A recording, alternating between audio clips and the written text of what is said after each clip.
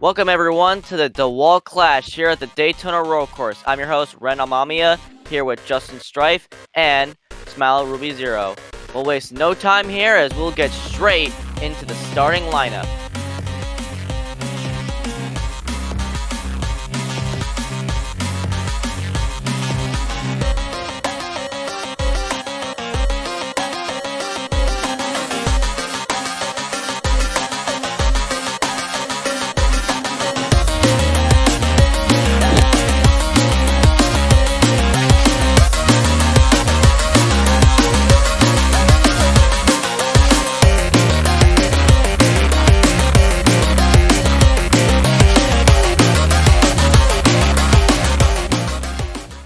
And now it is officially time for the command. Drivers, start your engines and get lit!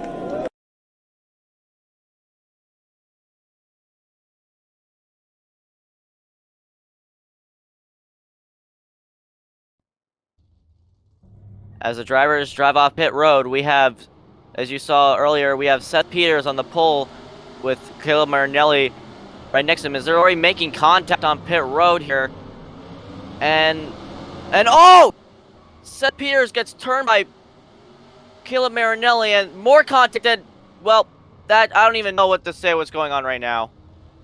Major bad blood off the start. I don't even know how that happened. I guess like major issues going on in the garage area.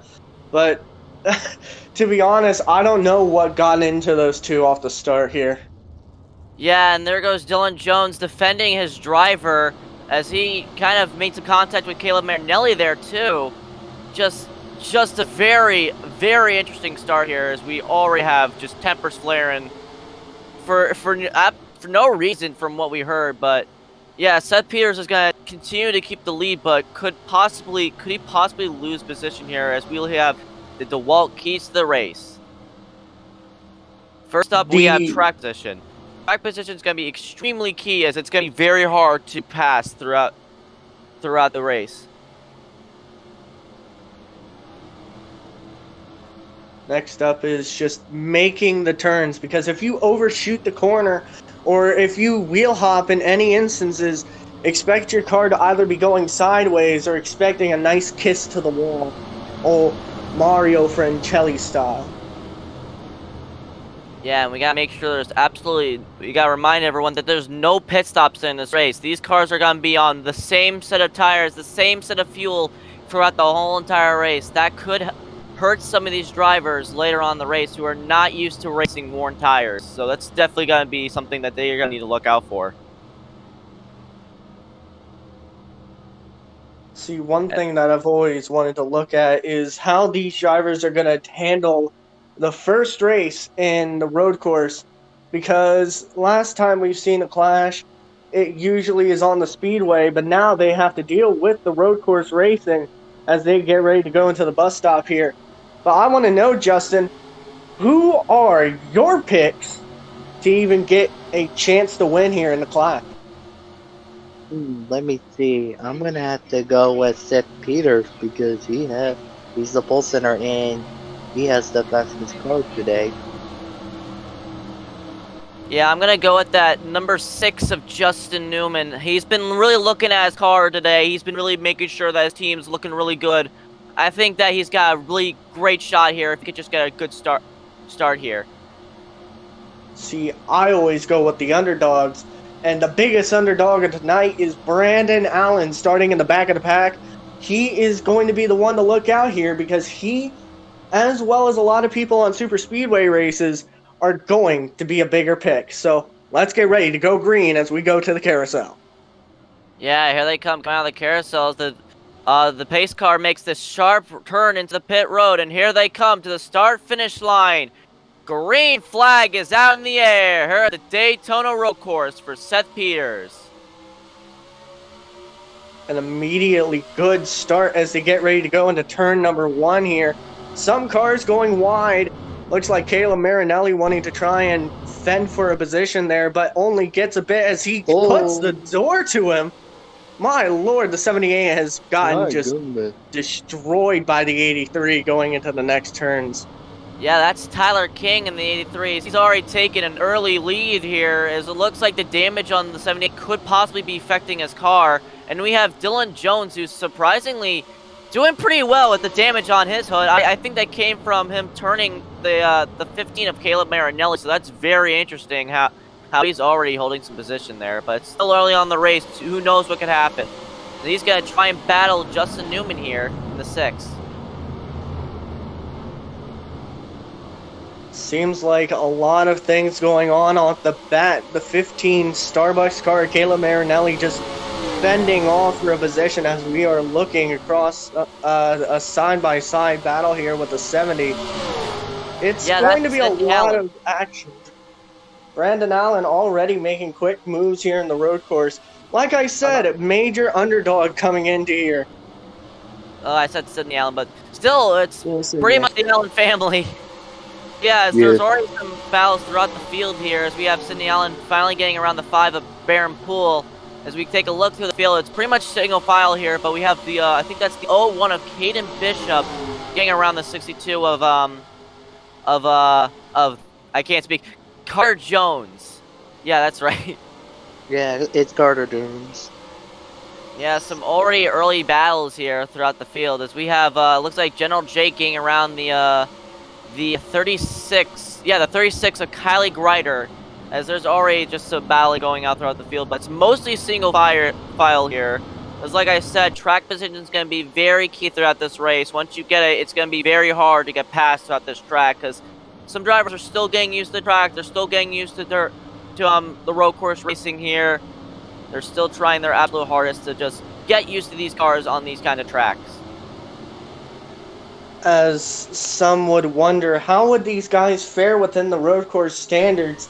It looks like they're holding it pretty well for the most part, only getting a little squirrely if they get side by side, mainly going into the corners, as you saw in the 3rd or 4th to the back of the pack.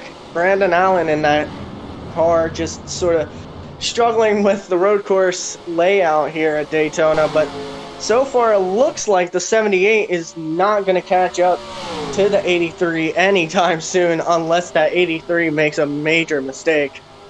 Yeah, I think the 83 just really benefited from the early contact in the race between the 78 and the 15 of Caleb Marinelli and Seth Peters, so that's definitely something he's very happy about. As we have Justin Newman looking to see if he can finally find a way to get around the 15 of Caleb Marinelli, but he's just been so good at blocking, just been so good at holding off drivers today. It's going to be very hard to get around that 15, but he looks like he's going to try and make a move there, but just did not have the momentum there. And it looks like some people are trying, kind of taking advantage of the dog leg on the front stretch there, as they kind of cut a little bit at the end of there. So definitely some drivers taking advantage of the dog leg and probably hoping to see if they can make up some positions. Justin, what do you think about all this going on? Because mainly what has been going on is a battle for the lead, one guy trying to catch up to the other, but it looks like the 78 of Seth Peters is just gaining a lot of ground. Do you think that Seth Peters has enough time to catch up to the 83 of Tyler King to get around him? He does have enough time to catch up. It'll be hard to say if the leader makes a mistake and he will capitalize on it. Yeah, I just think Seth Peters is gonna hope that his car is just not as bad as what we've been saying. Like we brought up early on, and I think I brought up too many times, is just the contact between Caleb Marinelli. Just it's been probably done a toll on him. But the main thing is, can he? If he does catch up to the 83, could he possibly get around him? It's like I said, it's very hard to get around drivers at this track. It's very hard to make a pass throughout the corners. I feel like the best place to make a pass is in the infield. Is the road course portion. So it's definitely going to be hard for him to get around the 83, even if he does catch up to him. Some of the bigger questions is who's going to be the most aggressive around this course, because there are possibly some really good road course racers here. As you see, Justin Newman still trying to make the attempt at the 15 of Caleb Marinelli. but you can see they overshoot some of the corners, but not too bad, but it will slow up a lot of the cars there. If that 78 wants to try and gain a position, he'll have to get through either the final corner or that bus stop nearly perfect to just catch up and hope that Tyler King makes a mistake. Oh, And there goes Kid contact was Bishop made. around the 07 of Brandon Allen. Here comes Car Jones to the top side, but I think he's gonna lose some position here, even to his teammate. Oh, some contact I think there between the 24 and the 62. Those are Tao Racing teammates right there. So they're definitely going at it a bit at the road course as the 24 of Tanner Campos takes it really wide through that corner, mostly just because the 62 just did not give him any room there. Just some very close racing throughout the back. It's pretty much it's single file towards the front of the pack.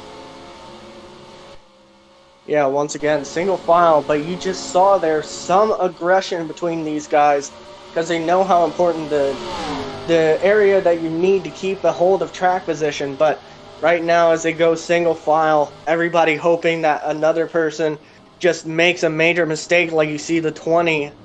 He's just trying to keep a hold of himself, trying not to just crash and burn throughout the entire race. It's mainly a battle between Justin Newman and Caleb Marinelli right now. The only guys that are as close as they can be, bumper towards bumper. Yeah, but another thing about the 20 cars, I'm still surprised that he's running up towards the front. Like, again, I brought up before, the damage on this car from the beginning of the race. It's just very surprising that he's able to keep up with the front. But I think it's mostly because his teammate in the 18, that is General Jake, pretty much they've been best friends ever since, I don't know, preschool. So they've been very close. So it's probably General Jake's holding off the field just as much as he can so Dylan Jones can keep his position here. It could be that, but it's very shady. Sidney Allen losing a little bit of position there. Trying to not lose another position, just keeping into the line that was given to the guys in the driver meet, just to sort of understand where they can get their runs at. But it could be Sidney Allen's good finish to try and just have a decent go at it. Not even for points for the most part. It's just mainly starting position for the duels. But it's going to be a very hectic race if one of these guys get very aggressive and get very close. Yeah, they're just trying to get their footing on. They're just trying to get as much practice for road courses as they can, especially here. Since it's their first time, I think their only time on the schedule that they'll be racing on this road course. So definitely getting as much practice as they can here as we continue to watch just Tyler King just dominate this race. Ever since he's got the lead, he's just gotten a huge lead from the 78, and I think the main thing Seth Peters wants to focus on is just seeing if he can do something different, see if he can run a different line than Tyler King and possibly gain on him. And if it's just too late, then I feel like just holding off the position, just getting as much practice as you can, just run qualifying laps, just to like understand the track as much as you can and understand what the car's feeling and what do you feel like you can do better at this road course. I think Justin wanted to know a little bit more of who would try and get something done. So, Justin, who do you think? What is your game plan if you were in this situation right now? You are mainly 3, 4, maybe 5 seconds away from actually getting towards the lead or anybody else, and you have zero chance of catching up. What would you do in this situation? Well, I'm gonna play it safe for now, and hopefully the leaders in front of me will make a mistake and capitalize on that. Yeah, I feel like at this point I feel like the 83, he's got such a big lead. I don't think he's going to push it so hard to where he'll most likely make a mistake. He's got such a good lead. He's got a 3-second lead off of the 78 of Seth Peters, so he's just in a really comfortable position here. He doesn't need to push it too far. Pretty much he just needs to run nice, smooth, clean laps and just pretty much just focus on what's ahead of him. He doesn't need to focus on what's behind him. So I feel like at this point, the A3, he's got nothing to lose right now. He doesn't need to push the car right now. He has everything to lose. He has the lead right now. So if he pushed the car too much, I feel like he'd put himself in a really hard position here. So, I feel like it's best that he just holds off. If Seth Peters gains a little bit, that's fine. He's got such a huge lead. He just needs to focus on just running some qualifying laps, just keeping his car clean, just making sure to make no mistake. And then he'll pretty much, I think he'll just ride off into the distance and maybe get this win here if he just makes no mistake.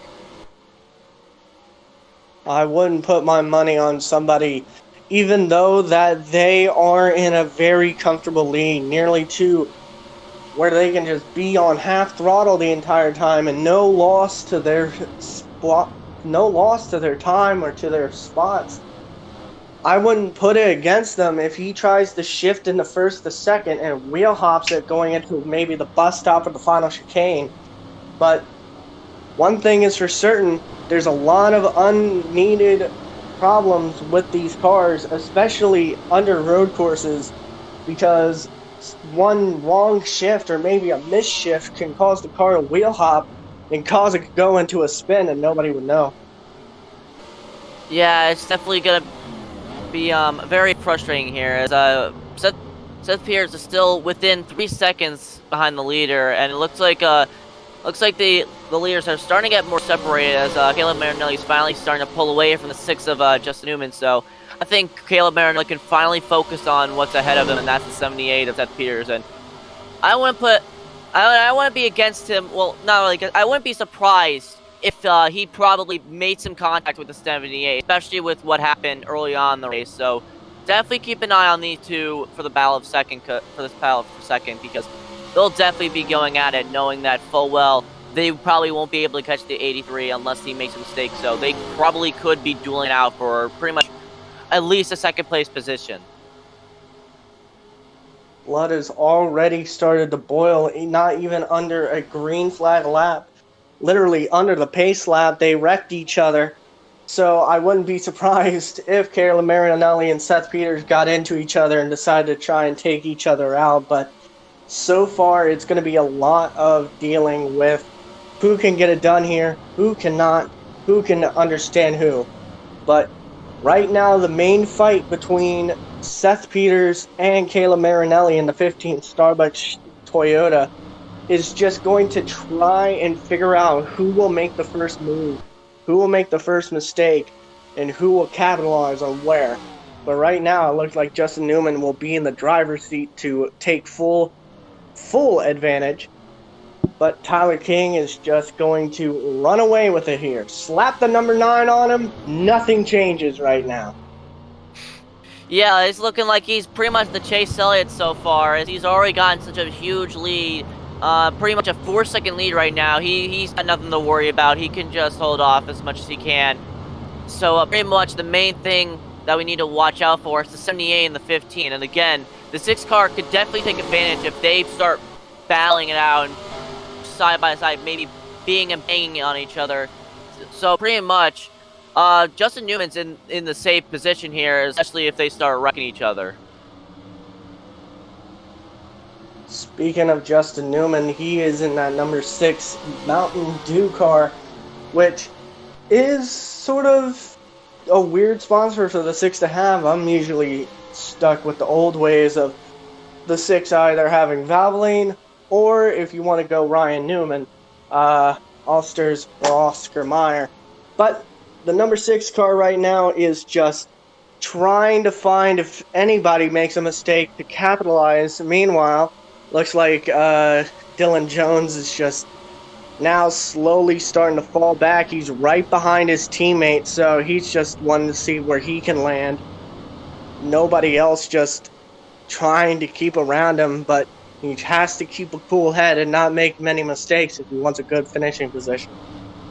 Yeah, it looks like he probably realized that his teammate, General Jake, just had a much faster car, just no damage on it, nothing to worry about at this point. So he probably let the 18 by. It could be a completely different situation there, but from what I saw, it looked like he just let the 18 by, not wanting to cause any issues between the two. So he just let him by, knowing full well that his car is just not fast, just in not the best position here. So it's just gonna keep it easy on the car and just let the 18 by, as he's now got the 36 behind him. So he's under pressure from Kylie Grider in that Hamilton machine.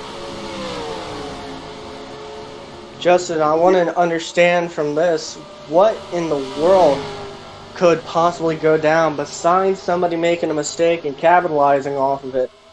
What could the potential mistakes be? Well, the mistakes can be if either someone spins out or if someone drifts each other, which will cause a caution, and yeah. Well, we're gonna have to see that all come down as we're coming to the white flag here. White flag, one more time to go here at the Daytona Road Course for Tyler King. A small mistake by King coming into the final chicane. He has to hope he doesn't go wide going into turn number 1, which he will not. He'll keep it safe. But if he goes wide or towards the grass at any moment, that will spell the end of his race.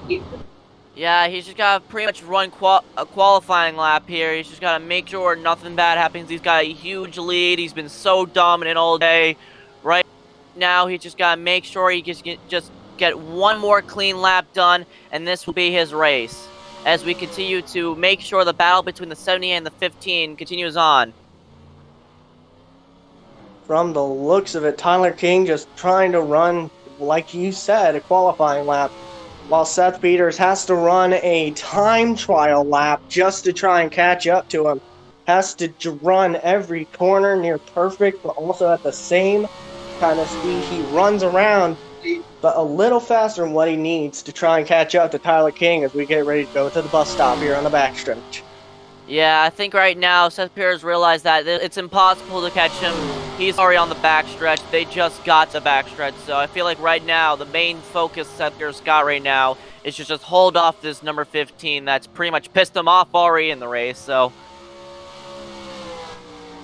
but yeah, as they come to the final, as he's already in through the normal, what would be 3 and 4, but since we're on the road course, I don't even know what number these turns are. As he's finally coming into the dog leg. Here comes Tyler King. Just needs a final clean corner here. And here he comes to the start finish line. Tyler King will be your 2021 DeWalt Clash winner. Very dominant one throughout the race. Very dominant race. Very dominant 83 Ford Mustang there. What a dominating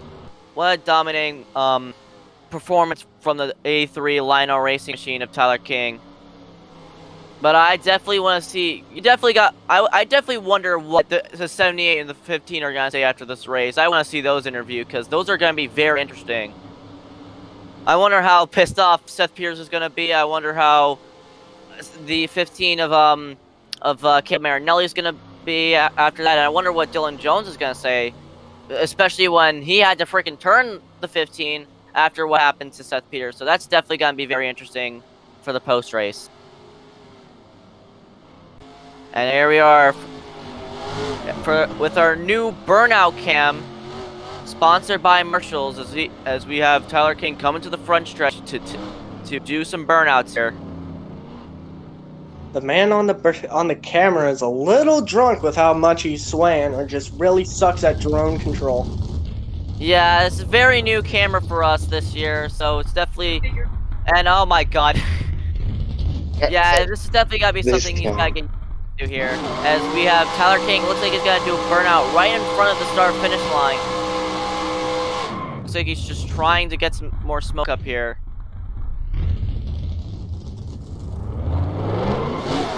And yeah, like you said, because of the camera control. Yeah, the camera looks like the guy's still.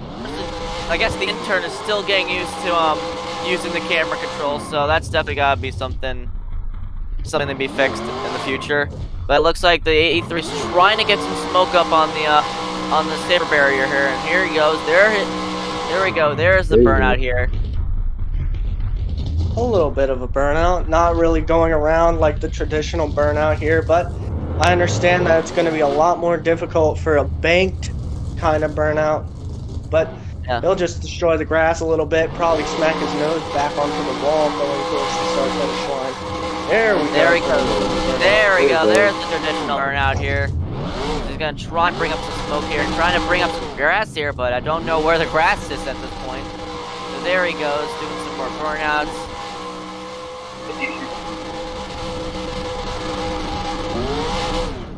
What a win for this The guy. only time the 83 will ever win in a race that isn't called DK Racing. Alright, does he look like he's gonna start heading over to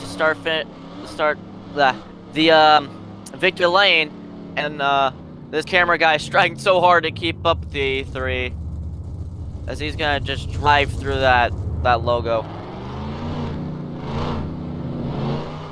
And right now he's gonna go behind the pit walls and he's gonna drive straight into Victory Lane as oh my god. I think we're gonna need a lecture for this the camera crew here today.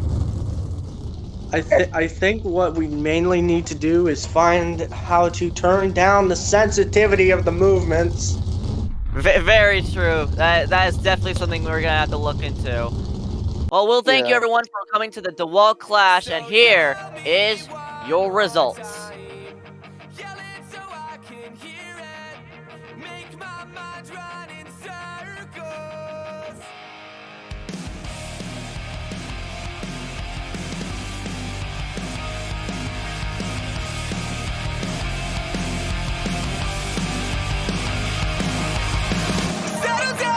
Settle down, let's play pretend that you were right this time.